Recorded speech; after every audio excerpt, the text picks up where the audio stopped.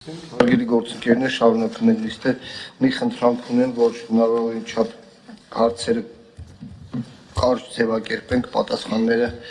նույնպես որ հասցնենք գոնե կեսգիշերին ավարտենք։ Ըստ սահմանված հերթականության հարցազրույցի փուլը իրականացնում ենք հիմա պարոն Նահապետյանի մասով, հրապարակում եմ կենսագրությունը։ Արթուր Նահապետյանը ծնվել է 1990 թվականի սեպտեմբերի 7-ին Գյումրի քաղաքում, 97-ից 2007 թվականը սովորել է Գյումրու Ֆրանց Ֆելտերի անվան թիվ 40 միջնակարգ դպրոցը,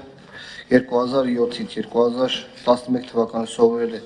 Հայաստանի Հանրապետության ոստիկանության ակադեմիայի իրավաբանական ֆակուլտետում բակալավրի որակավորմամբ, 13-ից 15 սովորել է ոստիկանության ակադեմիայի իրավագիտության ֆակուլտետի մագիստրոսի որակավորմամբ, 11 թվականից մինչև 13 թվականը աշխատել է ոստիկանության քննչական գլխավոր վարչության Շիրակի մարզի քննչական բաժնում որպես քննիչ, 13 թվականից մինչև 14 թվականը աշխատել է ոստիկանության քննչական գլխավոր վարչության Շիրակի մարզի քննչական բաժնում Գյումրի քաղաքի Գումարի քննչական բաժանքում որպես քննիչ, ապահովող քննիչ, 14 թվականից 15 թվականը աշխատել է քննչական կոմիտեի Շիրակի մարզի քննչական վարչության հատկապես կարևոր գործերով ավագ քննիչ, 15 թվականից մինչև 17 թվականը աշխատել է Շիրակի մարզի դատախազությունը որպես դատախազ,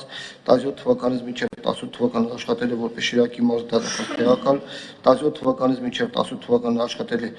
Շիրակի Նալբանդյանի անվան պետական համալսարանի իրավագիտության եւ քաղաքագիտության ամբիոնի որպես դասախոս, 18 թվականից մինչև 19 թվականը աշխատել է պետական եկամուտների կոմիտեի հետաքննության վարչության որպես թիվ 1 բաժնի պետ, առաջին բաժնի պետ, 19 թվականից մինչև 20 թվականի աշխատել է պետական վերահսկողության ծառայության սոցիալական ոլորտի վերահսկողության վարչությունը որպես պետի տեղակալ, 20 թվականի հունիսից հոկտեմբեր ամիսներին աշխատել է ազգային անվտանգության ծառայության քննչական դեպարտամենտի հատուկ քննչական ծառայության իրենց պաշտոնական դիրքի կապակցությամբ հանցագործություն կատարած հանցագործությունների վերաբերյալ գործերով, ինչպես նաև կոռուպցիոն կազմակերպված եւ պաշտոնական հանցագործությունների գործերով քննության բաժնի պետ 20 թվականի հոկտեմբերից մինչև 23 թվականի մարտի 17-ը աշխատել է ազգային անվտանգության ծառայության քննչական դեպարտամենտում որպես դեպարտամենտի պետ տեղակալ, 23 թվականի մարտի 17-ից մինչև հունիսի 15-ը աշխատել է Հայաստանյան վերաքննիչ քրեական դատանում որպես կոռուպցիոն հանցագործությունների գործերով բողոքական ենթակա դատական ակտերի վերանայման իրականացնող առանձին դատավոր, ապա մինչև 25 թվականի հունվարի 8-ը վերաքննիչ հակակոռուպցիոն դատանում որպես դատավոր, 25 թվականի հունվարի 8-ից աշխատում է քննչական կոմիտեին որպես նախագահի տեղակալ, արդարադատության առաջին դասի խորհրդական, զինվորական կոչումը պահեստազորի փոխգնդապետ ամուսնացած է, ունի 1 որդի։ Պարոն Նահապետյան, ավելացնելու բան ունեք։ Բարև ձեզ, չունեմ պարոն Թումոյան։ Շնորհակալություն։ Այս սահմանված հերթականության հարցազրույցը իրականացնելու ենք հետևյալ ձևով, առաջինը ձեր անձը բնութագրող տեղեկությունների վերաբերյալ հարցեր կտան խորհրդի անդամները, այնուհետև բարևարկության վերաբերյալ,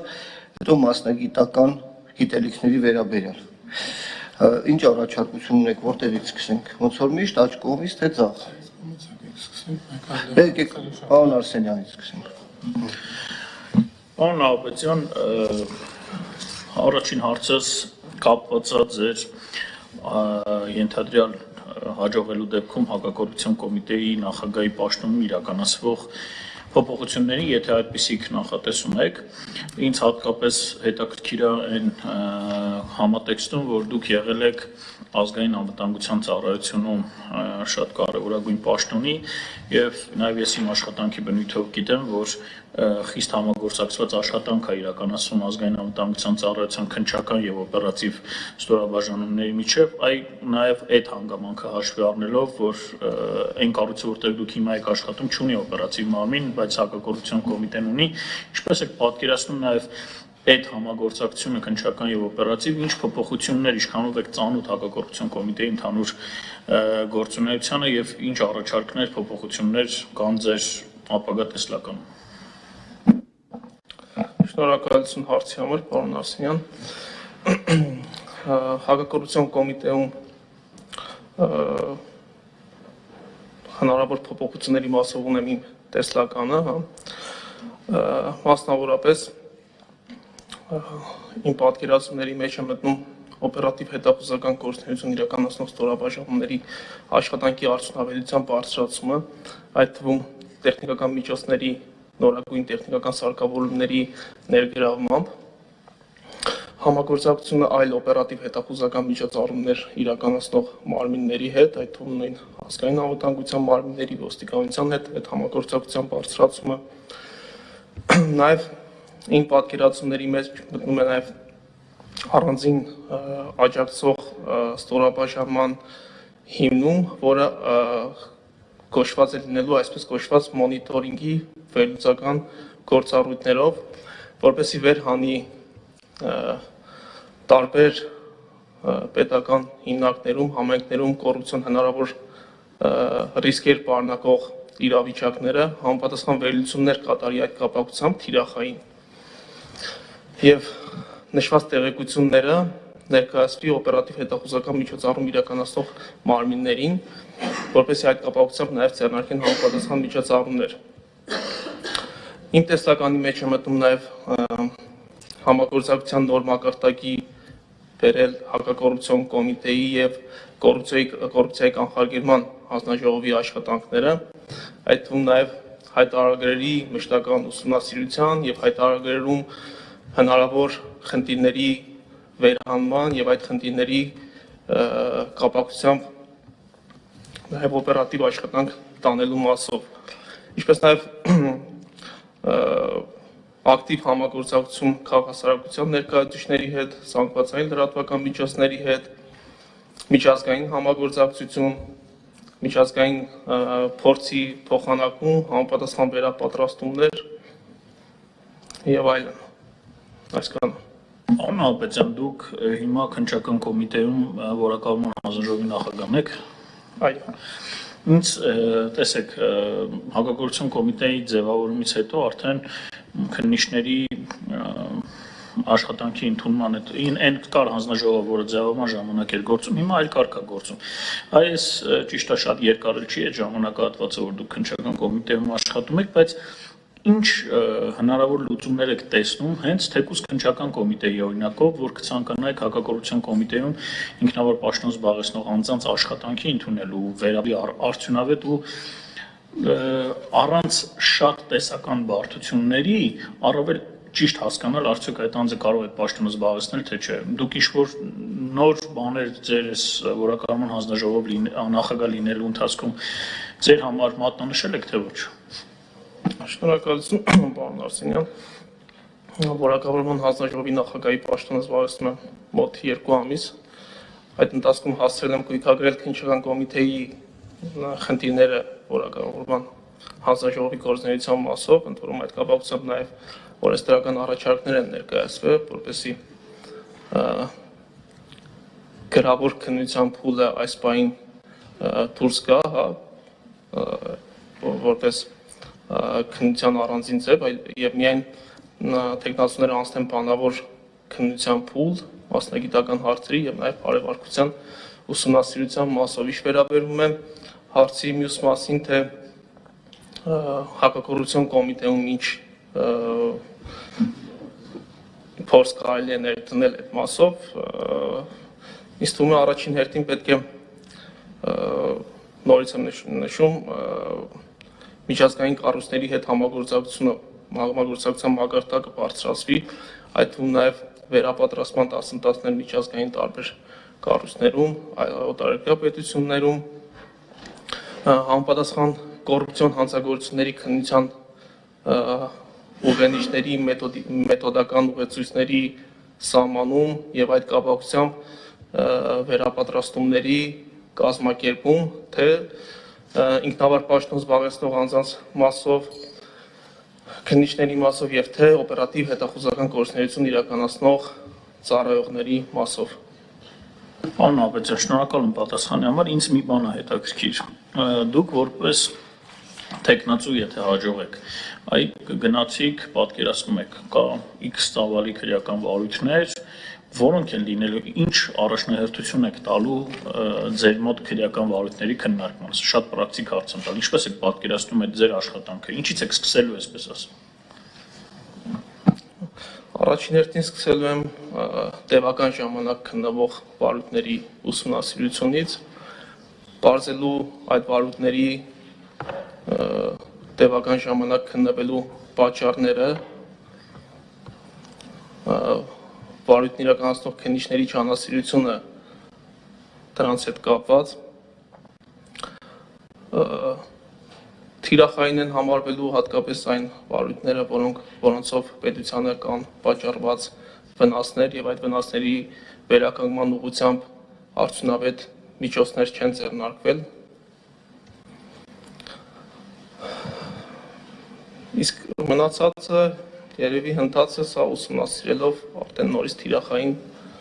Եվ շնորհակալ եմ, պարոն Աբեջան, իմ վերջին հարցը ձեր անձնական հատկանիշների հետ կապված, տեսեք դուք վերաքննիչ հակագործության դատարանի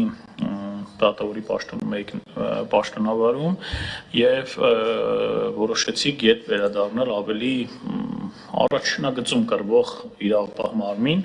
քննչական կոմիտեի նախագահի տեղակալի պաշտոնում,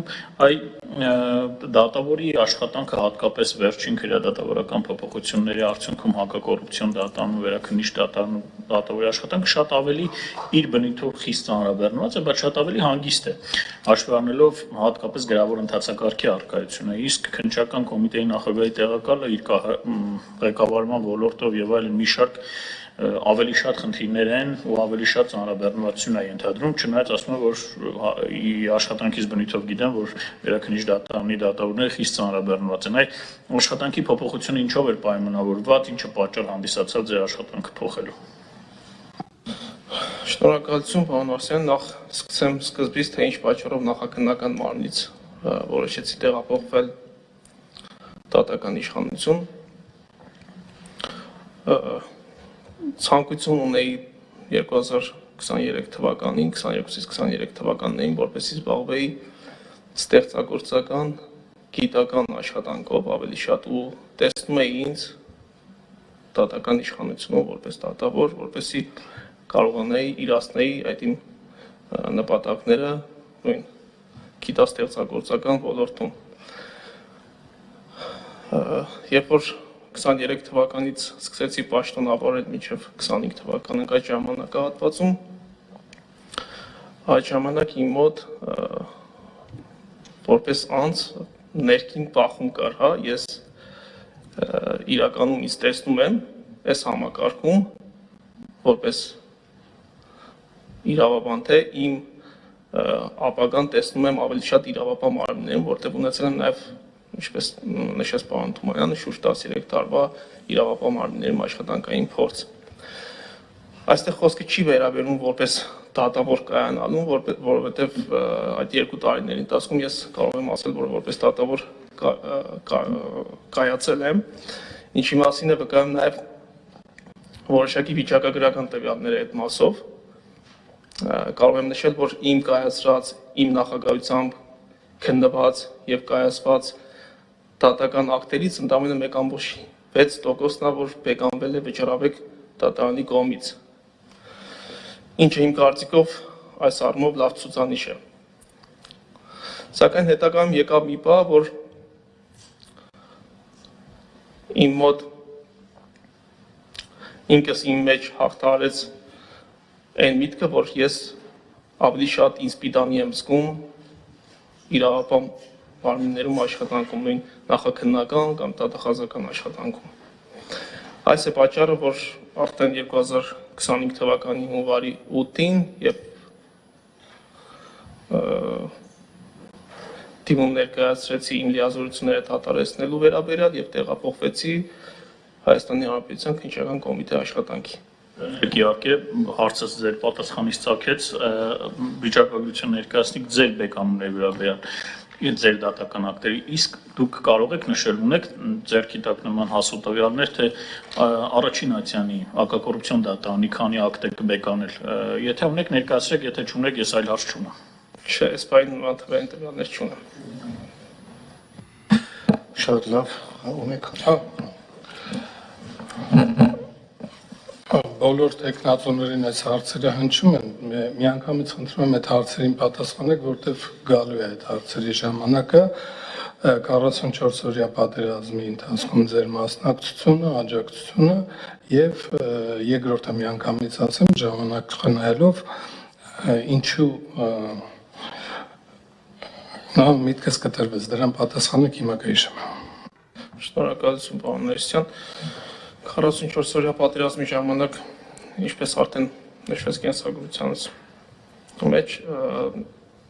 զբաղեցրել եմ ազգային անվտանգության ծառայության քննչական դեպարտամենտի պետի տեղակալի պաշտոնը եւ ի պաշտոնե 24 ժամյա ռեժիմով իրականացրել եմ իմ մասնագիտական գործառույթները ու քանի որ նաեւ այդ ժամանակահատվածում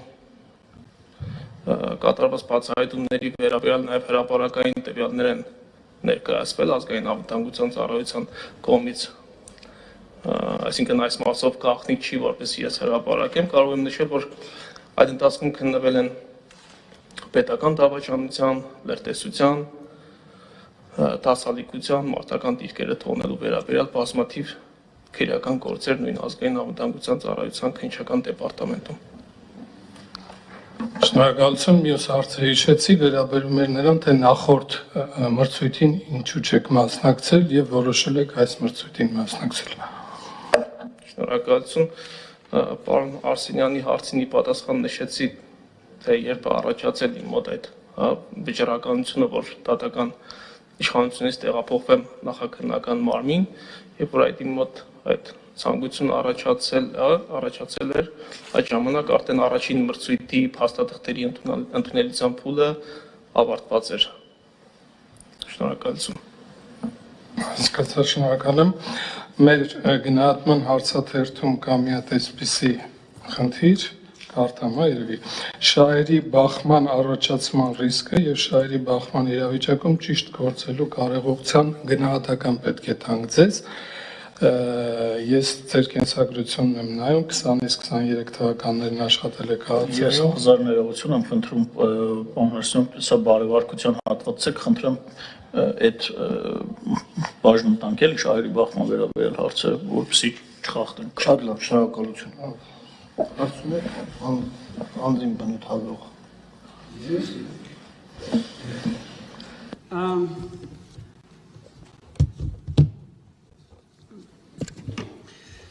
Շնորհակալ եմ, պարոն Հապետյան,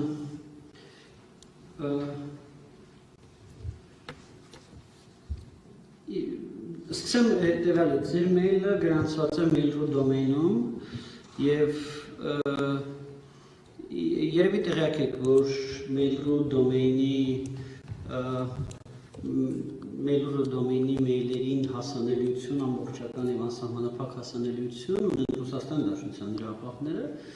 չֆիքսենք որ պետության, նոր պետության իրավապահները եւ նաեւ այդ Mail.ru-ի պասպորտները Darknet-ում կարելի էր գնել, ու 2 տարի առաջ $100 վաճառում էին բոլոր պասպորտները, հա։ Այսինքն ըստ էության հանցավոր մտադրություններով անձը կարող է ձեր ամբողջ նամակագրությունը ոչ մեծ ջանքերով ստանալ։ Չեք կարծում, որ դա մի քիչ վտանգավոր կամ անզգուշարար է ձեր կողմից, առավելևս դուք ասացիք, որ կարևորում եք տեղեկատվական տեխնոլոգիաները դրանց զարգացումը, բայց Mail.ru-ից եք օգտվում։ Շնորհակալություն, պարոն Յանիսյան։ Այո, տեղեկատվական տեխնոլոգիաներին տիրապետում եմ նաև անվտանգության այդ բնագավառում։ Ուզում եմ նշեմ, որ բացի Mail.ru-ից ունեմ նաև Gmail, որը հարցաթերթիկում հավանաբար չի նշվել, ունեն նաև աշխատանքային էլեկտրոնային հասցեներ, ամեն տեղ աշխատելուց իմ էլեկտրոնային հասցեն ունեցել եմ, աշխատանքային էլեկտրոնային նամակագրությունով արվել է այդ նույն աշխատանքային մեյլերով իսկ նշվածս մեյլերում կարելի է ասել որևէ նամակագրություն ըստ էության չի վարվում, փաստացի դա այդ մասով որևէ մտավախություն չունեմ, շնորհակալություն։ Դե որից նամակագրություն չի վարվում, բայց օրինակ հիմա այդ մեյլրույն կա ձեր բարևարկության եզրակացությունը, չէ՞, ու այդ մեյլրույն ենք, չէ՞, ուղարկել ինձ։ Հա, դեռ նշված մեյլն ենք ուղարկել։ Ասենք ձեր բարևարկության եզրակացությունը հիմա գաղափարներ չտանք իհարկե հանցավոր մտադրություններով մարդկանց, բայց որուսեն Վանյանցյան, շնորհակալություն, բայց բարևարկության եզրակացությունը ինձ թվում է հիմա դուք անձամբ կհրապարակեք հանրության համար։ Չէ, չեմ հրապարակելու, ես դրա մեջից կարող եմ ինչ-որ բաներ հարցնեմ։ Լավ, մի ուրիշ բան հարցնեմ, տեսեք, Մանունում հրապարակում կար, որ դուք դատավորի պաշտոնը թողել եք ըստ էության առանց Ոմն Կարեն Հակոբյանի կալանքի երկարացման վերաբերյալ ձեր քննած որոշում վճռի։ Արդյոք դա համապատասխանում է իրականությանը, չի համապատասխանում այս առումով, ինչ մեկնաբանություն կտաք։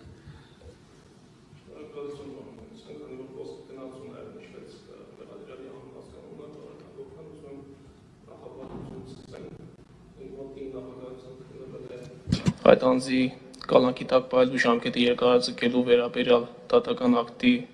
կապակցությամբ բերված բողոքը, պաշտպանական կողմի բերված բողոքը, ու քանի որ այդ ժամանակ արդեն իսկ մտադրություն ու նպատակ կար տեղափոխվել քննչական կոմիտե, ու նաև կողմի միջնորդությամբ վարույթը իմ կողմից փոխակերպել է բանավոր ընթացակարգով վարույթի, այսինքն գրավոր ընթացակարգը փոխակերպել է բանավոր ընթացակարգով վարույթի ու նաև կողմերի համար իմ կողմից բացահայտվել է այդ հանգամանքը, որ ես առաջիկայում տեղափոխվելու եմ քննչական կոմիտե, եթե այս կապակցությամբ ունեք որևէ ասելիք, այդ թվում նաև բացարկի հետ կապված միջնորդություններ կարող եք ներկայացնել, սակայն կողմերից որևէ մեկը բացարկի միջնորդություն չի ներկայացրել, գործը քննվել է, կայացվել է համապատասխան դատական ակտ, եթե չեմ սխալվում, հունվարի 7-ին կամ 8-ին։ Կայացվել է համապատասխան դատական ակտ, որը հետագայում բողոքարկվել է նաև Վճռաբեկ դատարան, Վճռաբեկ դատարանն այդ բողոքը վարույթ չի ընդունել, ու նաև քանի որ խոսք գնաց իմ տեղափոխությունից հետո, դատական ակտը տրամադրելու մասով, նաև նշեմ, որ իրավաբանները քաջատեղյակ են, որ դատական ակտը օրենքով սահմանված ժամկետ կա, թե երբ կարող է տրամադրվել կողմին, այս դեպքում, քանի որ հատուկ վերանայման վարույթի մասին է խոսքը, տրամադրվում է երրորդյա ժամկետում։ Դրան հաջորդել է շաբաթ-կիրակի եւ եթե հիշողությունս ինձ չի տավաճանում, երկուշաբթի օր այդ դատական ակտը ուղարկվել է կողմերին անկախ են հանգամանքից, թե ես այդ ժամանակահատվածում որտեղ եմ եղել, ինչ պաշտոն եմ զբաղեցրել։ Շնորհակալություն։ Այսինքն վերջը տրամադրվել է։ Հա, լավ։ Դրանք տրամադրվել է, դրանից հետո Վճռաբեկ բողոքը ներկայացվել, Վճռաբեկ դատարանը վարույթ չի ընդունել։ Լավ, հաջորդը վերաբերվում է մի քրեական գործի, որը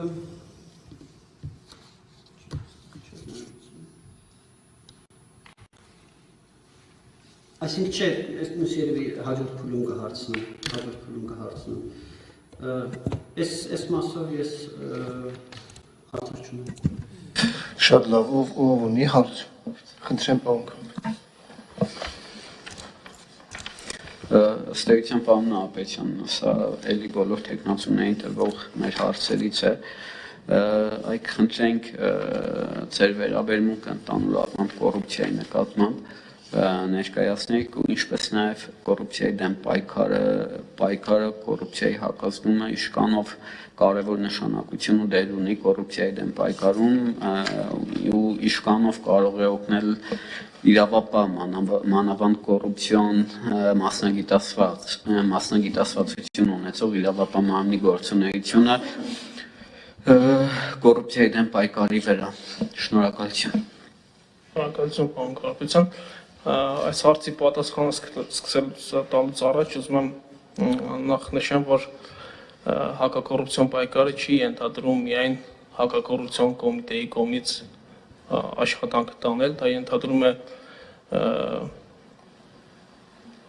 ինստիտուցիոնալ համակարգերի արդյունավետ աշխատանք, նույն կոռուպցիայի կանխարգելման հանձնաժողովի, նույն դատախազության, իրավապահ այլ մարմինների եւ այո, հակակոռուպցիոն կոմիտեն այդ շղթայի կարևոր մասն է, բայց ոչ այն միակ մարմինը, որ պետք է պայքարի կոռուպցիայի դեմ։ Կոռուպցիայի դեմ պայքարը պետք է սկսել դպրոցից եւ ավարտել նույն հակակոռուպցիոն կոմիտեի գործունեությամբ։ Այս մասով մի հատ կարևոր փորձի հետ կապված է, շեշտադրում անեմ, օրինակ քննչական կոմիտեում ներդրվել է այսպես կոչված 10 բարում է քննիչը ինստիտուտը, որով կրթական հաստատություններում հատուկ դասաժամեր են նախատեսվել, որպեսզի քննիչները գնան եւ աշակերտներին այս մասով համապատասխան աշակերտների հետ դասընթացներ վարեն։ Այս նմանատիպ միջոցառումներից է սկսվում կոռուպցիայի դեմ պայքարը, որպեսզի խորքային մենք թիրախային պայքար մղենք ու բացահայտենք առաջին հերթին ծնող պատճառներն ու պայմանները եւ դրանից հետո նոր մտածենք հանցագործությունների բացահայտման եւ մեղավոր անձանց քերական պատասխանատվության անխուսափելիության սկզբունքի մասին։ Այսքանը, շնորհակալություն։ Խնդրեմ։ Մի հարց էլ պարոն Ապետյան, ձեր աշխատանքային գործունեության ուսումնասիրության արդյունքում տեսնում ենք, որ զբաղեցրել եք ինքնավար պաշտոններ տարբեր տարիներին։ Հարցս ավելի շատ ուղղված է հետևյալին, ինչպես կգնահատեիք դուք ձեր կարողությունները կամ ձեր մասնագիտական հմտությունները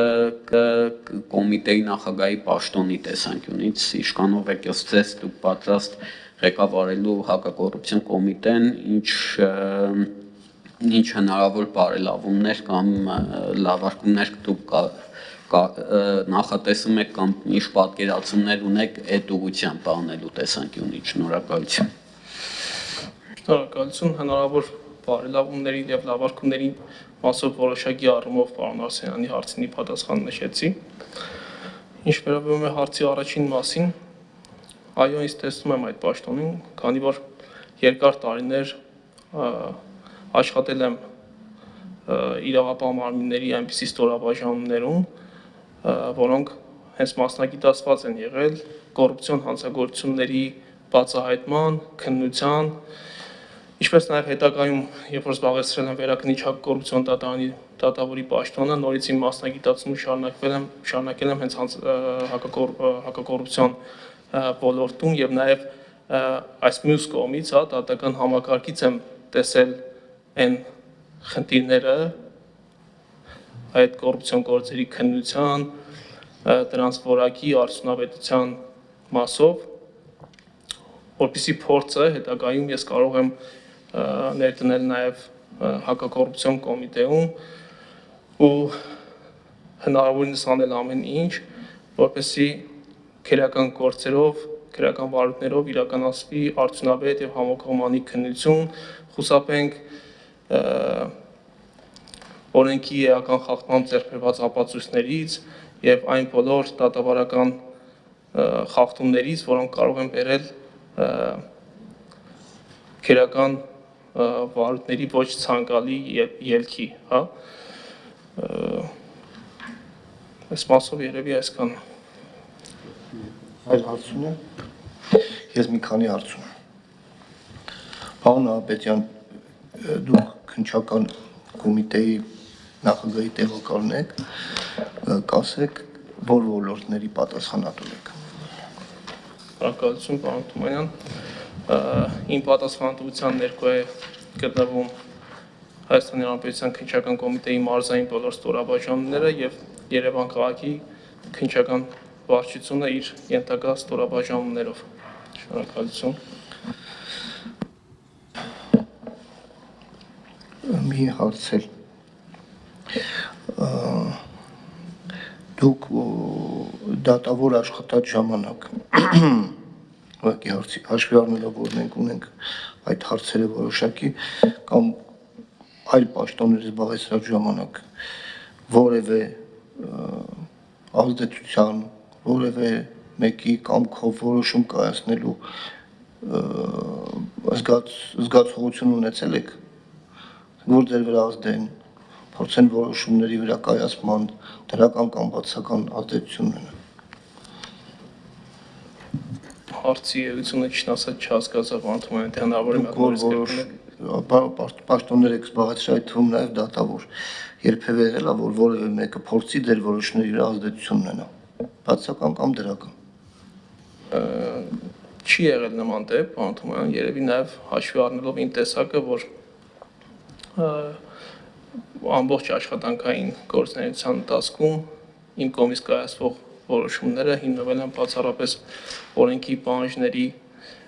պահպանման, արտարության սկզբունքի պահպանման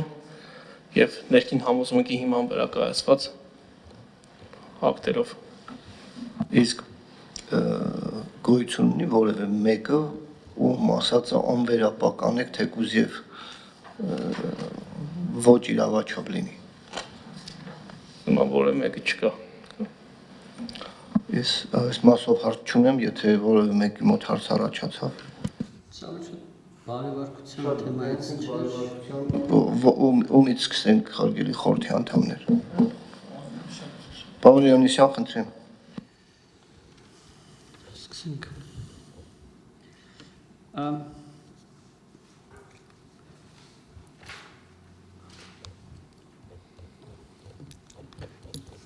Կանք ձեր սկսեք որտեղ են բնակվում ձեր կնոջ ծնողները։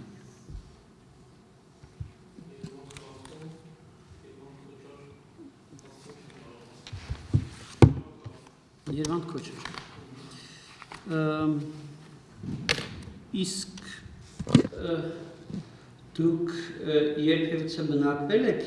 իրենց հետ կամ իրենց պատկանող, իրենցից որևիցե մեկին պատկանող բնակարանում։ Ոչ բանից։ Շատ լավ։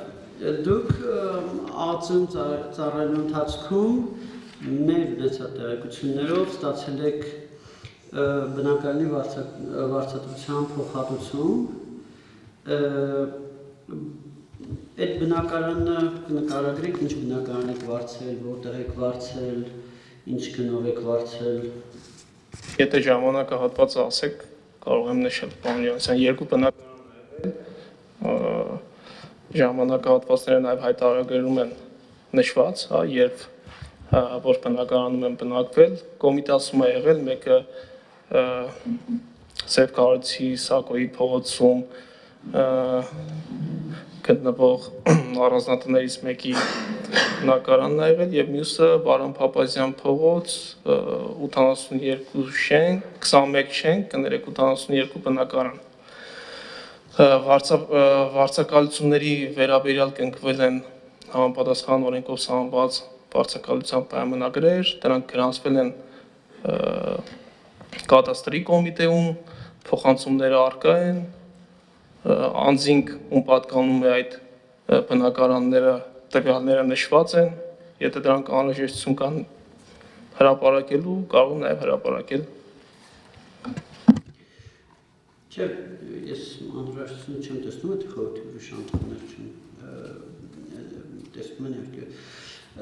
ուրիշ բան։ Լավ, ձեր հայտարարություններից եւ բարեվարկության հարցաթերթիկից մենք տեսնում ենք, որ դուք գույք եք բարձով տվել դատական դեպարտամենտին եւ ԱԾ-ին։ 690,000-ի այո, միգուցե խալտովում եք լրացրել, միգուցե վարձակալության ստացած վճարն է եղել, որտեվ ճիշտ ասած մեր համար էլ է տարօրինակ գույք վարձով տալը։ Ասեք, որ թվականի հայտարարագրի մասին է խոսքը։ Սա փորձում գտնել։ Ամենատատական դեպարտամենտից եւս այս նույն վարձակալության պայմանագրերի հիման վրա ստացել եմ բնակարանի վարձավճար կառավարության որոշմամբ սահմանված կարգով։ Եթե նման տողի անհամապատասխանություն կա, հնարավոր է սրա հետ կապված։ Լավ, միգուցե տեխնիկական բան։ Լավ, գանք մեքենային, դուք մեքենա չունեք։ Դուք վարվարկության հարցաթերթիկում նշել եք, որ ուրեմն խախտումներ չունեք, բայց 23 թվականի օգոստոսին 99 մի խոսքով կարևոր չի պետք համանանիշերը Honda CR-V մեքենայով տուգանվել եք առանց տեղազանության մեքենա վարելու համար, ինչպես կբացատրեք հակասություն։ Ճիշտ է այդ տեղեկությունը, բայց հակասություն չկա, քանի որ ըստ բարեվարկության հարցաթերթիկ Վերջին մի տարի լավ,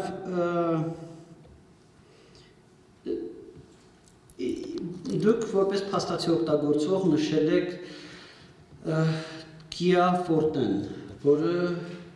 եթե հիմա հիշողությունս չի դավաճանում, ձեր աներոջն է պատկանում, հա?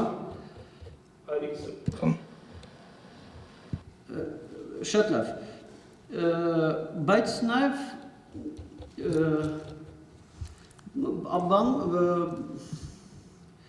հայտարարագրում նշել եք ինչ-որ Hyundai,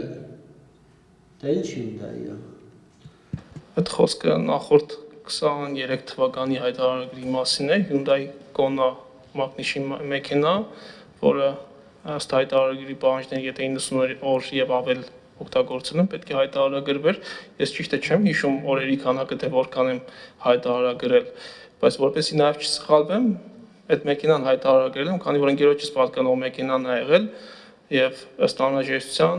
այդ թվում նաեւ Գյումրի գնալ գալու համար այդ մեքենան օգտագործել եմ եւ օրենքով սահմանված կարգով հայտարարագրել եմ։ Դրանից հետո արդեն 2020 բարեվարկության մասով կներեք հայտարարագրվել է Kia մակնիշի 99919 մակնիշի ավտոմեքենան։ Շնորհակալություն։ Հասկանալի է, բայց Kia-ն ճիշտ եմ հասկանում, որ հիմնականում ձեր աներն է վարում, դուք հիմնական շահագործողը չեք այդ մեքենայի։ Ես ճիշտ ասած չգիտեմ ինչ եք կենտրոնացել աներոջս վրա, բայց աներս կապ չունի այդ մեքենայի հետ։ Ձեր հայրն է, վայ նորություն եմ խնդրում, կներեք, նորություն եմ խնդրում։ Այսօր արդեն 4-րդ մարտն եք խառնվել ենք։ Հա, ձեր հայրն է հիմնականում շահագործում, ոչ դուք։ Լավ։ Ցելա հիմա այդ մեքենան վաճառվել է, նոր մեքենա է կնել, ինքը նորից շահագործում է։ Kia մակնիշի մեքենան վաճառվել է։ Շատ լավ։ Ինձ կասեք դուք օրինակ վերջին օրերին որտեղ եք ապրել, գիշերել, կարելի ասել, գիշեր, այս գիշեր որ, չգիտեմ, բան մի քիչ ուրիշ ձև չէ, ինչի հարցս։ Տունն եք, իսկ ինչ մեքենայով եք եկել աշխատանքի այսօր, աշխատանքի կամ ստեղ։ Գործընկերներիցս մեկի մեքենայով անձնական։ Իսկ ոնց եք ճանապարհորդում առհասարակ, պետք է ինչ-որ տեղ գնալ, ասենք ընտանիքով կամ տենց։ Դրա համար հայտարարագրել եմ նաև այն մեքենաները, որոնք օգտագործում եմ հիմնականում, դուք նշեցիք այդ մեքենաները, ըստ անհրաժեշտության նաև տաքսի մեքենաներ եմ վերցնում եւ իսկ ինչ վերաբերում է ծառայական անհրաժեշտության դեպքում, եթե անհրաժեշտություն առաջանում, նաև ծառայական մեքենաներ կան։ Շատ լավ, ձեր շենքում դուք նաև ավտոկայանատեղ եք վերցրել։ Բայց այդ ավտոկայանատեղին դատարկատեղ ոչ մեկ չի կանգնում ոնց որ թե։ Կասեք իմաստը որն է, ավտոկայանատեղին կարծեմ 3.5 միլիոն դրամի կարգի գումար արժի, չէ՞։ Կարող է այցելության ժամանակը դատարկ եղել Վանյանցյան։ Ես չեմ կարող ասել, թե դատարկ ասելով ինչ ժամանակահատված նկատի ունեք։ Ոչ միշտ է դատարկ։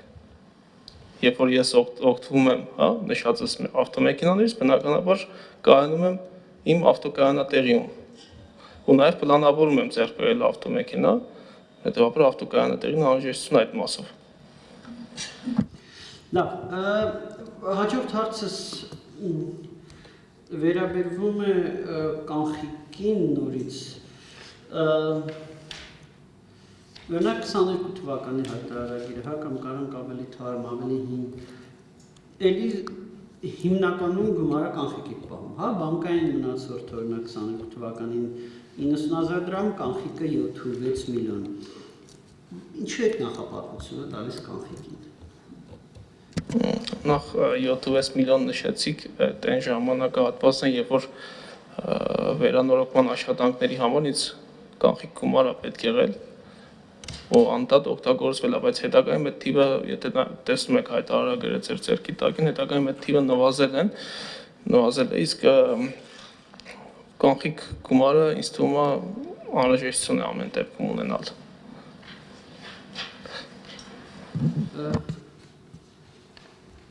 Լավ, հաջորդը կասեք, տեսեք, ձեր կինը աշխատում է ազգային անվտանգության ծառայությունում, ճիշտ է։ Դուք հավակնում եք մի պաշտոնի, որի ստեյության ընդհատության տակ հիմնականում չէ, որպես կանոն պաշտոնատար անձինք են այդ ուժային համակարգի ծառայողներ, ձեր կնոջ ԱԱԾ-ում ծառայելու հանգամանքը չի կարող ձեզ կաշկանդել կամ ձեր վրա ազդեցության լծակ լինել, որպեսզի դուք օրինակ ԱԱԾ-ում կատարվող կոռուպցիոն հանցագործությունների քննության վերաբերյալ այլ հայացքով նայեք sense պայմանական ասած։ Ես նորից նշեմ, պարոն Յանիսյան, ինձ կաշկանդող որևէ հանգամանք չկա, իսկ ինչ վերաբերում է ապագայի իրադարձություններին, ես չեմ կարող դրանք կանխատեսել, բայց նորից եմ նշում, որևէ կաշկանդող հանգամանք կամ կաշկանդող անձ իմ համար գոյություն չունի։ Լավ, ես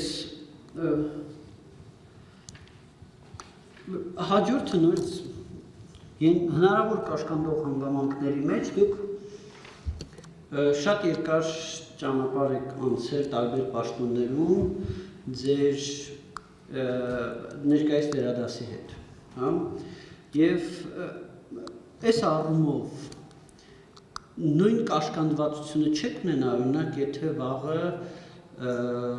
քննչական կոմիտեի որևիցե ծառայողի քննություն լինի։ Որտեվ ես ներողություն, ես օրինակ բոլորովին վերջերս Մարդու իրավունքների եվրոպական դատարանը վճռել որոշումով անդրադարձավ Կարեն Անդրեասյանի եւ նրա մտերիմ ընկեր Գրիգոր Մինասյանի, հա, հենց այդ գիտեք, հա, հիմա օրինակ այս առումով, եթե դուք ենթադրենք քննեք ինչ-որ մի գործ, սենց հարցի ռիսկ չեք տեսնում։ Շնորհակալություն հարցի համար։ Ներողություն էլի խնդրում եմ մի ուղղակի հաշվի առնելով, որ հնարավոր է, որ ես այդ գործին մասնակցեմ, միած ստակեցնենք էլի։ Խնդրում եմ ստակեցրեք էլի ինչի հետ կապված է, որովհետև ես անխուսափելու եմ այդ գործի վերաբացմանը հնարավոր է մասնակցեմ, ինչ խնդիր եք առաջխաշում։ Չէ, այդ գործի հետ կապ։ Այդ գործի հետ կապված չի հարցս։ Չէ, որ ասացիք Չէ, ես ասում եմ, որ դա հանգամանք է։ Մի ետնել է արձանագրում, որ դա հանգամանք է, որ երբ որ օրինակ Կարեն Անդրեասյանը ԲԴԽ նախագահ էր եւ Գրիգոր Մինասյանը արտարադատության նախարար էր, իրենց ընկերական հարաբերությունները էական հանգամանք է, որը ազդում է շատ բաների վրա։ Այդ թվում տվյալ դեպքում մի էդի պարագայում կարգապահական վարույթի կոնտեքստում էր նայել։ Հիմա ես հարցում եմ նույնը, օրինակ ձեր ընկերական հարաբերությունները քննչական կոմիտեի ներկայիս նախագահի նման ռիսկ չի կարող ստեղծել։ Հա, բայց այնտեղ ուրիշ բան է արձանագրել, այդպես չի արձանագրել, էլի, ուղղակի դրա համար եմ ասում, որ որտի հենց այնպիսի հստակություն, որ ես մասնակցելու եմ, հանկարծ այնպես չլինի, որ բացարկի հարց ունենամ, այնպես չի քննարկվել այդ հարցը, չի ասում այդ փաստը գոյություն ունի ընդհանրապես, որը խանգարեցնում չի քննարկվել այդ հարցը, հիմա կարող եք պատասխանել։ Վերադառնալով այն հարցադրմանը, պարոն Պողոսյանի հետ այո 2013 թվականից գտնում ենք գործընկերային հարաբերությունների մեջ, երբ որ ինքը աշխատում է Շիրակի մարզի դատախազությունում, ես աշխատել եմ որպես քննիչ, այնուհետև ազգային անվտանգության ծառայության քննչական դեպարտամենտում, իսկ ներկայում արդեն քննչական կոմիտեի նախագահի տեղակալի պաշտոնում։ Ուզում նախ եւ առաջ նշել, որ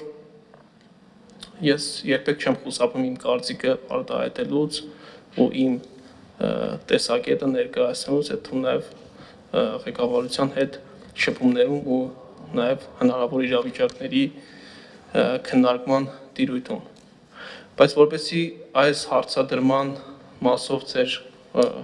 կասկածները փարատեմ, հա, շահերի պահպան իրավիճակով պայմանավորված, բերեմ պրակտիկայից իմ աշխատանքային փորձից օրինակներ,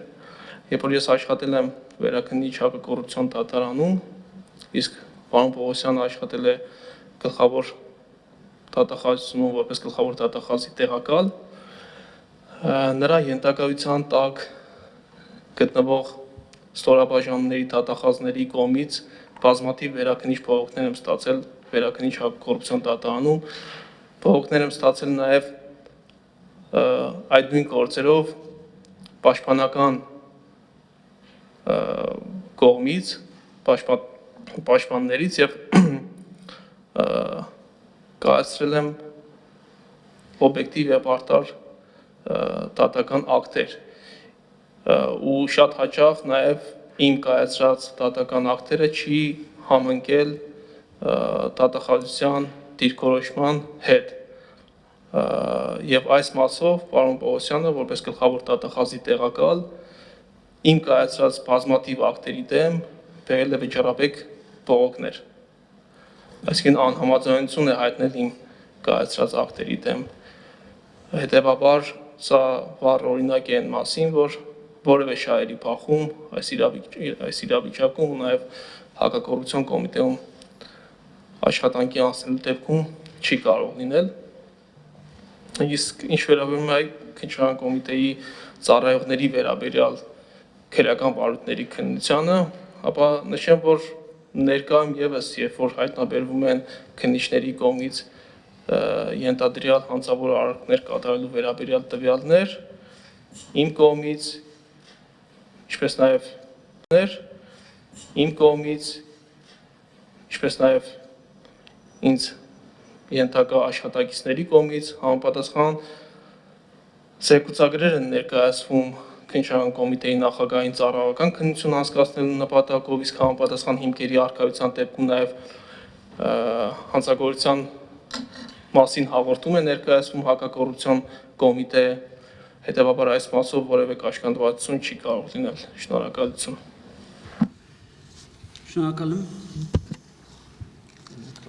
Շնորհակալ եմ այո ես կամ մի պրոբլեմատիկ քրեական գործի խոսքը մասնավորապես 21 թվականին Լոռու մարզում տեղի ունեցած դեպք է, երբ որ Ստեփանավանի ոստիկանապետը զենքով սպառնացել է մի քաղաքացու, դրա հետ կապված քրեական գործ կա, այստեղ վիդեո կա, վիդեոից կադրերը հանել են, կադրերը մի քիչ անորակա, այստեղ չի երևում, որ ձեռքում զենք կա, վերջը, բայց այս կադրերը ամբողջ համացանցով պտտվել են, շատերը տեսել են եւ դուք այս գործի հետ առնչվել եք արդեն որպես վերաքննիչ դատարանում դատավոր, մասնավորապես, երբ որ հարց է առաջացել Ստեփանավանի ոստիկանապետի նկատմամբ քրեական հետապնդում իրականացնելու, առաջին ատյան դատարանը բավարարել է եւ վճռել է որ պետք է իրականացվի քրեական հետապնդում Ստեփանավանի ոստիկանապետի մասով, բայց դուք այդ որոշումը հետո բողոքարկվել է եւ դուք հակառակ որոշում վճռ եք կայացրել։ Այս գործի մասով օրինակ կհիշե։ Ես չեմ ուզում իհարկե դուք վճիռը կայացրել եք, ես հավատացած եմ այդ վճիռը ուներ պատճառաբանական մաս եւ հիմա չեմ ուզում մենք մանրամասն անդրադառնանք դրան, ես հավատացած եմ, որ դրա տակ բնականաբար հիմնավորումներ կային, բայց իմ հարցը ավելի շատ հետևյալն է. պատկերացրեք մի իրավիճակ, դուք դառնում եք հակակոռուպցիոն կոմիտեի նախագահ, այդ գործը գնում հասնում է օրինակ Միեդ, եւ Միեդը արձանագրում է, որ այդտեղ եղել է արդար դատաքննության իրավունքի խախտում։ Ստեղ դուք ռիսկ չեք տեսնում ամբողջ հակակոռուպցիոն կոմիտեի համակարգի համար։ Շնորհակալություն պարոն Իրանցյան, որ ներկայացրեցիք մի քանի հանգամանք, հիշեցի, վերհիշեցի այդ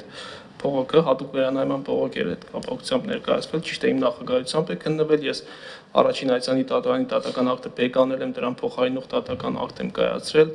իմ ձեռքի տակ այդ դատական ակտը այսպայն չկա, հավանաբար դուք ունեք ձեր տրամադրության տակ, որ այս հարցը բարձրացնում եք,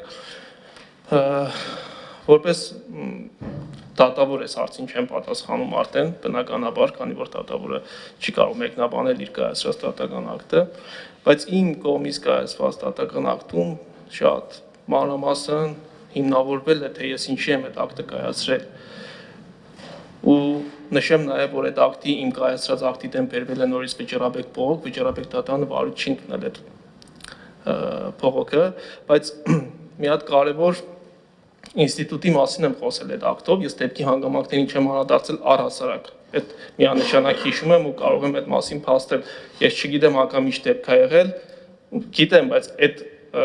ակտով այդ դեպքի մանրամասները չի վերլուծվել, այստեղ ակտով քննարկման առարկա է դարձել այն հանգամանքը, թե արդյոք առաջին այցանի դատարանը որպես միջդատական վարույթի նկատմամբ վերահսկողություն իրականացնող մարմին իրավասու է եղել քննել ու կայացնել նման դատական ակտ, այսինքն այդ փողոքը ինքը որպես դատարան իրավասու է եղել քննել, թե չէ։ Ու ես եկել եմ այն եզրահանգման, որ երբ որ քննիչը միջնորդություն է ներկայացնում քերական հետապնդման հարուցելու ու դատախազը քերական հետապնդման հարուցելու միջնորդությունը այդ բային մերժում է, դա չի կարող դառնալ դատական վերահսկողության առարկա, քանի որ դատախազը հետագայում զրկված չի նույն անձի նկատմամբ քերական հետապնդում հարուցելու հնարավորությունից, այսինքն այս ակտով տարանջատվել է քննիչի միջնորդությունը մերժելու եւ քերական հետապնդում չհարուցելու ինստիտուտները, քանի որ երկրորդը փողոքարկման ենթակա դատական ակտ է դատարան, իսկ առաջինը փողոքարկման ենթակա չի։ Առաջին այցանի խնդիրն է նա եղել, որ ինքը ընդունել է այդ որպես վերջնական քերական հետապնդում չհարուցելու մասին որոշում եւ դրա հիման վրա կայացրել է ակտ, պարտավորեցնելով դատախազին հարուցել քերական հետապնդում, ինչը իմ գնահատմամբ ու նաեւ այդ ակտով նշվել է, չի կարող համարվել իրավաչափ։ Շնորհակալություն։ Հասկանալի է։ Ես Իսկ այդ ակտը բողոքարկվել է Վճռաբեկության։ Այո, Վճռաբեկ դատարանը վարույթ չի ընդունել։ հիմա միեդ են դրա հետ կապված դիմել։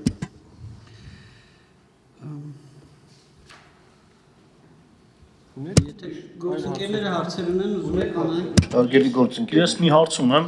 պարոն Հարապետյան, բարևարկության վերջին տարիներին զարգացման միտումները, նաև նվերներ, այսպես ասած, հատկապես մեր իրականության մեջ ընդունված, այսպես արտահայտությանը, որ սա կաշառք չի, ուղղակի նվեր է, շնորհակալություն է, այդ դուք ինչ կարգավորումներ են ձեզ հայտնի այս հարցի շուրջ, ինչ վերաբերմունք ունեք ընդհանրապես նվերներ ընդունելու կամ չընդունելու հետ կապված, ձեր պատկերացումները մեզ կներկայացնեք։ Շնորհակալություն պարոն Արսենյան, կարգավորումների մասով այս նվերների ինստիտուտի հետ կապված կարգավորումները հանրային ծառայության մասին օրենքով են նախատեսված, վերջի փոփոխություններով այդ մասին մանրամասն կարգավորումներ են տրվել, մասնավորապես այն կապակցությամբ, որ պաշտոնատար հանրային պաշտոն զբաղեցնող կամ հանրային ծառայող անձինք չեն կարող իրենց պաշտոնական գործունեության հետ կապված նվերներ ընդունել, վերջինների մերձավոր ազգականները եւս այդ կապակցությամբ չեն կարող նվերներ ընդունել, թույլատրելի նվերների տեսակներ կան նույն օրենքով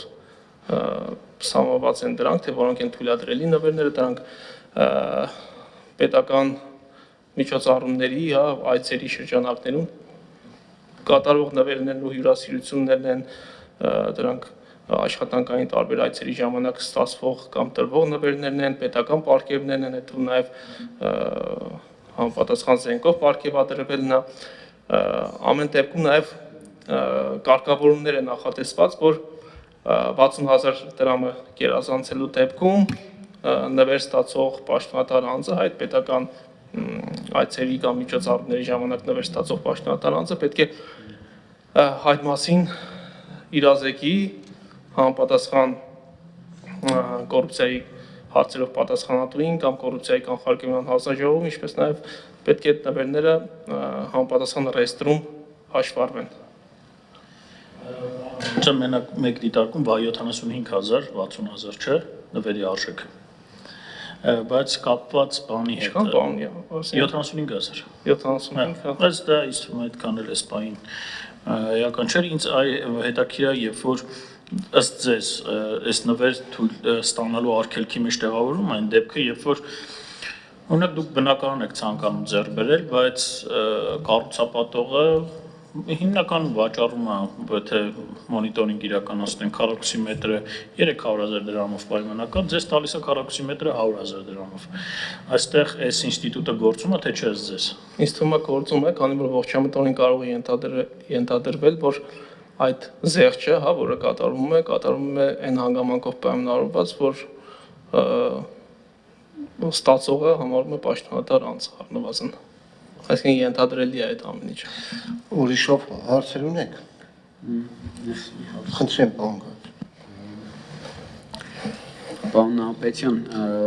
չնայած այստեղ նշված է, որ լրացուցիչ պարզաբանումներ ներկայացվել են ԿԿՀ-ին, բայց իմ համար մի քիչ անհասկանալի հատված էր, այստեղ գրված է, որ 21 թվականի տարեկան հայտարարագրի տարեվերջին հայտարարագրվել է 22 միլիոն, մոտ 22 միլիոն դրամ հանձնված փոխառություն ԵՊՀ շրջանավարտների միություն ՀԿ-ին։ Նույն հայտարարագրում նշված է, որ նշված գումարից 15 միլիոն դրամը վարկային միջոցների ներգրավմամբ է փոխանցվել։ Այս մասով խնդրեի մի քիչ մեկնաբանեք, էլի, ինչ միջոցներ են, ինչու են փոխանցվել ՀԿ-ին այս ու վարկային միջոցների հաշվին է նաև նշվում, որ փոխանցումները կատարված են։ Շնորհակալություն։ Շնորհակալություն, Կարապետյան, այդտեղ խոսքը գնում է հիպոթեկային պայմանագրի շրջանակներում գնված բնակարանի մասին, որտեղ ես հիմա այժմ բնակվում եմ, 21 թվականի հայտարարագրում նշվել է, որ այդ բնակարանը ձեռք է բերվել հիպոթեկային վարկի շրջանակներում, նշվել է վարկի գումարի չափը, սակայն հայտարարագրի մեջ մի հատ տող կար, որ որպես եկամուտ պետք է նաև նույն վարկը նշվեր որպես եկամուտ։ Ընդհանրապես տեխնիկական վրիպակի արդյունքում այդ բանկից ստացված վարկը նաև եկամուտների տողում չի հաշվառվել, ինչի արդյունքում այս խնդիրը առաջացել է զուտ տեխնիկական, այսինքն ես հայտարարագրել եմ այդ գումարը։ Հարցեր ունենք։ Ես այս մասով զուտ կներեք Դրան շատ ձեզ ընդհատելու համար ես սխալը իմն էր նախկին կարգավորներ 75-եր այժմ 60,000 տեխնացուի պատասխանը ճիշտ է։ Ես այս մասով զուտ մի Ես 60 էի ասել։ Ունեք Չէ, հարց չի, ավելի շուտ Չէ, ոչ թե մեկնաբանություն, այլ ուղղակի տենց տեղեկատվություն մի քիչ մտոլորտցրելով պարոն Նահապետյան բնակվում է նույն շենքում, ինչ որ նախորդ փուլում հունվարին մեր տեխնացու Ռաֆայել Երիցյանը նույն շենք իրենք հարևաններ են։ Նույն շենքը չի, հարևան շենքում է պարոն Յանիս։ Հարևան շենքն է։ Շատ լավ, ուրիշ հարց ունենք։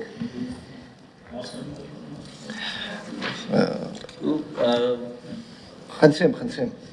Ցանկանայի խնդրել անդրադառնայիք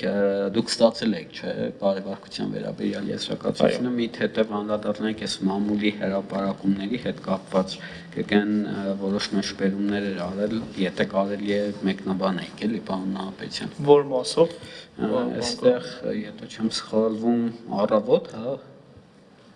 իրոք կներեք։ Պարոն Քարամյանի հետ կապված հարաբերությունների մասով երևի։ Հա, չէ, առավոտը չէր, նաև ունենք մի հատ հա, առավոտի վերաբերյալ հարցը։ Առավոտինը հարցրել է ստեղ ֆակտոր մին, հա, նա նկատի ունեք։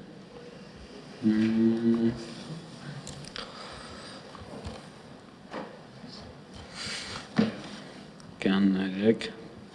Ստեղ հարցրել է։ Տեխնացուի շահերի վերաբերյալ տեղեկություններ բաժնում մենք 4-րդ էջում ունենք որոշակի պնդումներ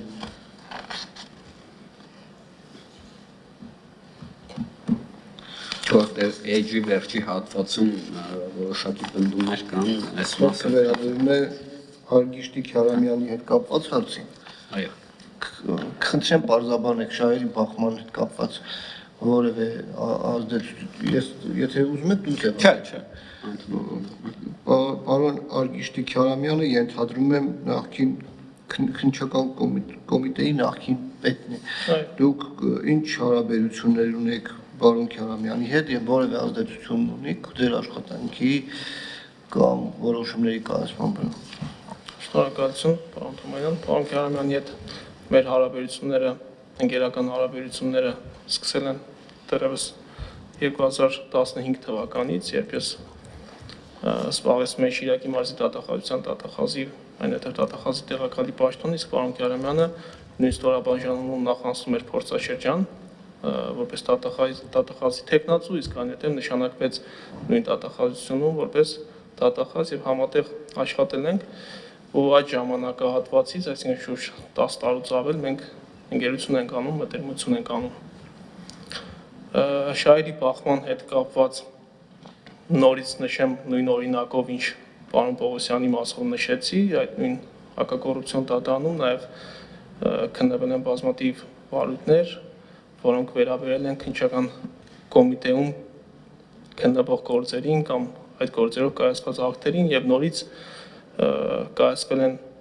նախաքննական մարմնի դիրքորոշմանը հակասող բազմաթիվ դատավարական փաստաթղթեր իմ կողմից։ Հետևաբար շահերի բախում այս մասով չի կարող լինել։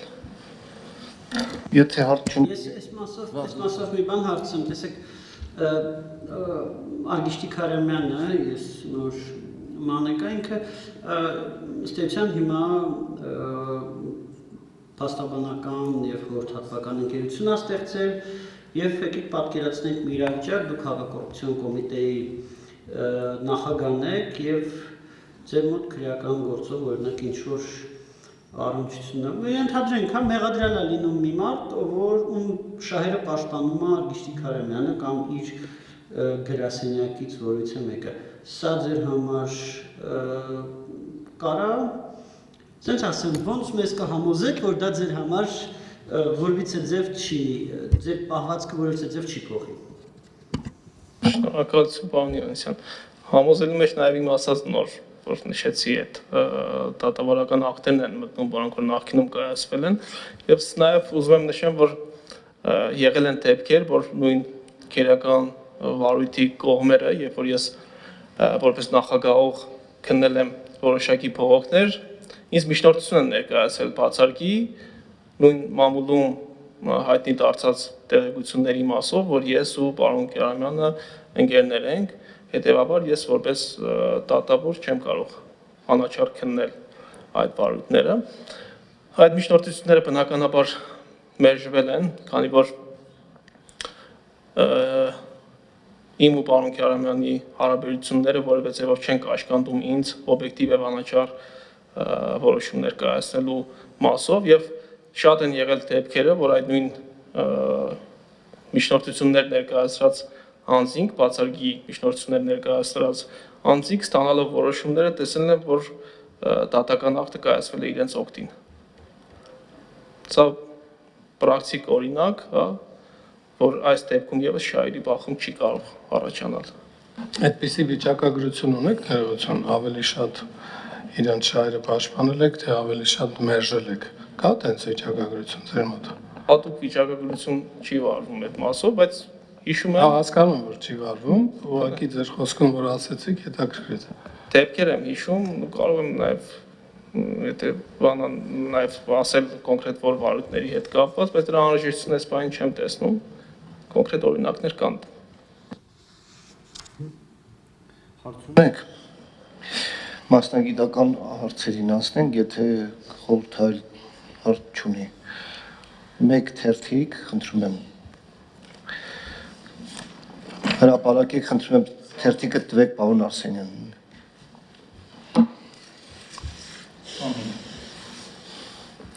Հարցը կհրապարակեք։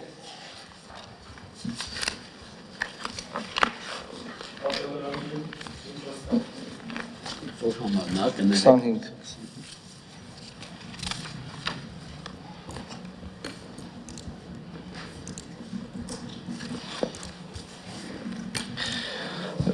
մի խնդրանք էլի, որ շատ ակադեմիական պատասխան, իրավաբանական ֆակուլտետի քննություն չի էլի, ընդհանրապես տեղեկություն խորհրդի մտակիրը դրա վերաբերյալ դեր ունեցած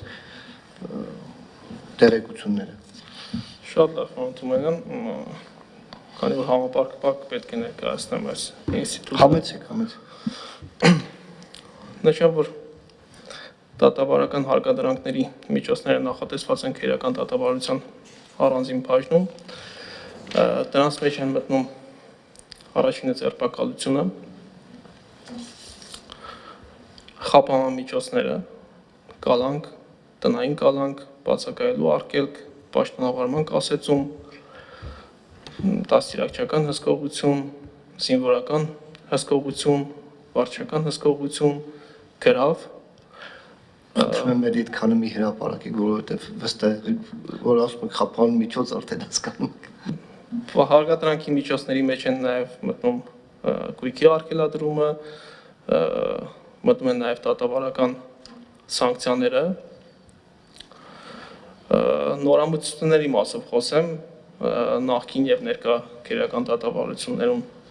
տարբերությունների եւ այս մասով նշեմ, որ ի տարբերություն նախկին քերական դատավարության օրենսգրքի դատավարական հարկադրանքի խափան միջոցների տեսակներ են ավելացել, դրանք տնային կալանք, վարչական հսկողություն, խափան միջոցներն են, բացակայելու արգելք, որոնք էականորեն փոխեցին այս մասով դատական եւ միջդատական պրակտիկան, ձերբակալության հետ կապված նոր օրենսդրական կարգավորումներ են նախատեսվել իր համապատասխան 3 տեսակի ձերբակալություններով, նախատեսվել են դատավարական սանկցիաներ, որոնց մեջ հատկապես կարևոր նշանակություն ունի իրավունքի իրականացման չարաշահումը կանխող արգելող դատավարական սանկցիան, գույքի արգելադրման Արդեն ակադեմիական են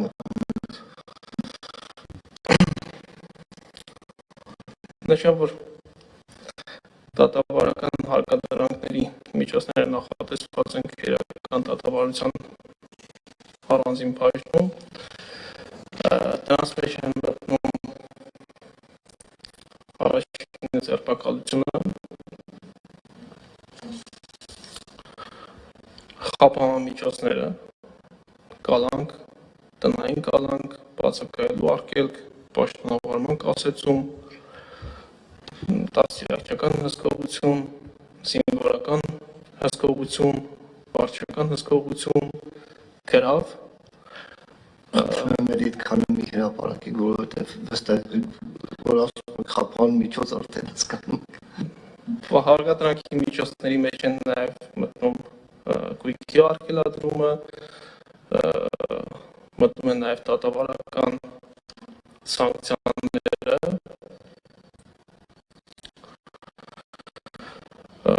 նորամուծությունների մասով խոսեմ, նախկին եւ ներկա քերական դատավարություններում տարբերությունների եւ այս մասով նշեմ, որ ի տարբերություն նախկին քերական դատավարության օրենսգրքի դատավարական հարկադրանքի խափան միջոցների տեսակներ են ավելացել, դրանք տնային կալանք, վարչական հսկողություն,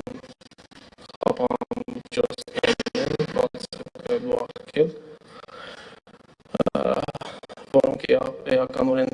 փոփոխեցին այս մասով դատական եւ միջդատական պրակտիկան ձերբակալության հետ կապված նոր օրենսդրական կարգավորումներ են նախատեսվել իր համապատասխան 3 տեսակի ձերբակալություններով նախատեսվել են դատաբարական սանկցիաներ, որոնց մեջ հատկապես կարևոր նշանակություն ունի իրավունքի իրականացման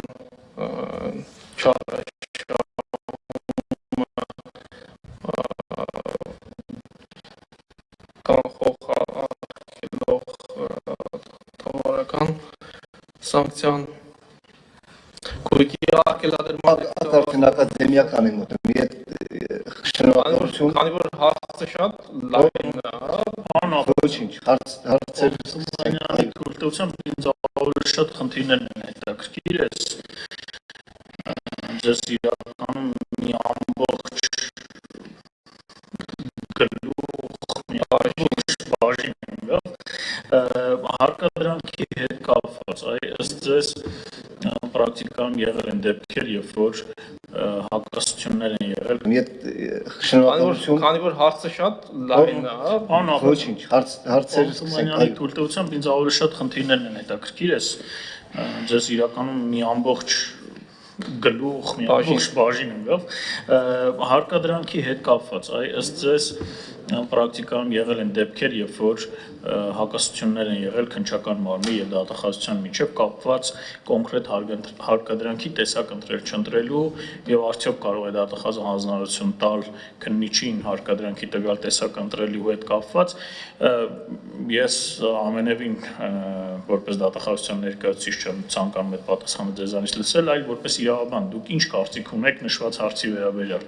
դա վերջը քննիչի բացառիկ լիազորությունն է թե դատախազը որոշակի գործառույթներ ունի այդ հարցի հետ կապված որպես իրավաբան պատասխանեմ այդ հարցին դատախազը նաև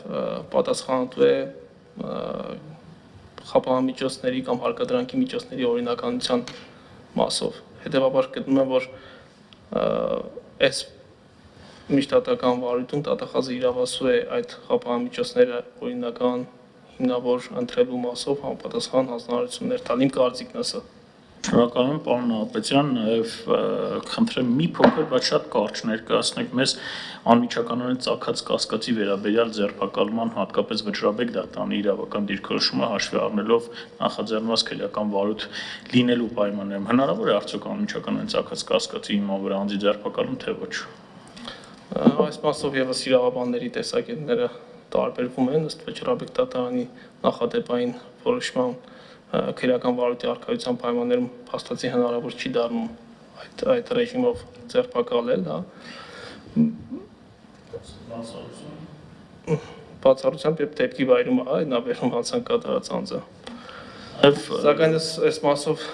քանի որ կարգավորումները այդ կապակցությամբ շատ խիստ են պրակտիկան գնում է նրան որ անձը ձերբակալվում է մյուս ռեժիմով այսինքն մեղադրանք ներկայացնելուց հետո անձի նկատմամբ կալանքը որպես խափանամիջոց ընտրելու ռեժիմով է ձերբակալում, որպեսզի նաև ձերբակալման իրավաչափությունը չվիճարկվի եւ ոչ իրավաչափ չճանաչվի անձի ձերբակալումը անմիջականորեն ծագած կասկածանքի հիման վրա։ Պարոն Նահապետյան, ինձ խնդրեմ մի փոքր տնային կալանքի որպես խափանամիջոցի արդյունավետության մասին խոսենք։ Դուք հաստատապես համոզված եմ դատական իշխանության ներկայացուցիչ լինելով նաև շատ հաճախ լսած կլինեք, որ հենց պաշտպանական կողմի ինքնին շատ հաճախ չի առարկում տնային կալանքի ժամկետի երկրացման դեմ։ Մենք հասկանում ենք, որ անձինք, որոնք գիտակցում են, որ առանց որևէ մեկի անմեղության կանխավարկածը խախտելու, որ իրենց նկատմամբ հնարավոր է կայացվի մեղադրական դատավճիռ, իրենց ավելի ձեռնտու է տնային կալանքի ժամկետի հոսումը, քանի որ դա հետագայում հաշվարկվելու է։ Ըստ ձեզ արդարացված է այս խափանամիջոցի ներդրումը թե ոչ եւ ընդհանուր առմամբ ձեր պրակտիկայում ինչ գնահատական ունեք տնային կալանք խափանամիջոցի արդյունավետության հետ կապված։ Շնորհակալություն, պարոն Արսեն։ Իմ կարծիքով այս խափանամիջոցի ներդրումը այո արդյունավետ է, քանի որ շատ դեպքերում դրանք դրա արդյունքում է, որ քերակատորական հիմնարկները հնարավոր է լինում բեռնաթափել, այսպես կոչված, եւ շատ հաճախ նաեւ տնային կալանքը ինքը լիովին բավարար է խափանմիջոցի նպատակներին ծառայեցնելու համար, այսինքն այն հիմքերի չեզոքացման համար, որի համար խափանմիջոցը կիրառվում է։ Հակառակ պարագայում, ինչպես նախկինում էր, այդ հիմքերը բարձր լինելու դեպքում անձի նկատմամբ չէր մնում այլընտրանք, քան կալանք խափանմիջոցը ընտրելը։ Բայց նաև այս մասով ունենում ենք նաև ձեր նշած մյուս խնդիրը, որ տնային կալանքի 1 օրը հաշվում է որպես կալանքի 1 օր, եւ դա ըստ էության պաշտպանական կողմի համար նպաստավոր պայման է, որպեսզի հետագայում հնարավոր մեղադրական դատավճռի դեպքում այս ժամկետները հաշվարկվեն պատժի ժամկետից։ Պարոն Թումանյան, մի հատ օրինակ պատկերացնենք հարկերից խուսափելու հանցագործության մեջ մեղադրվող անձի բնականում կատարում են խոզարկություն, դատանի որոշմամբ մտել են խոզարկություն ենք իրականացնում եւ այդ պահին դարակներից մեկում հայտնաբերվում է ապօրինի պահող զենք կամ թմրամիջոց։ Ըստ ձեզ կարող ենք այդ անձին անմիջական օրենսակաց կասկածի հիմքով ձերբակալել թե ոչ։ Ըստ ինձ այո։ Ես Շատ լավ ավարտեցինք, շատ շնորհակալություն, արդյունքները կհրապարակենք մյուս տեխնատուի լսելուց անմիջապես հետո։ Ես տեղեկացնեմ, որ ընթացքում մենք գնահատում ենք ուղղակի լրագրողությունը, դրա համար արդյունքները կհրապարակենք անմիջապես հետո։ Շատ շնորհակալություն։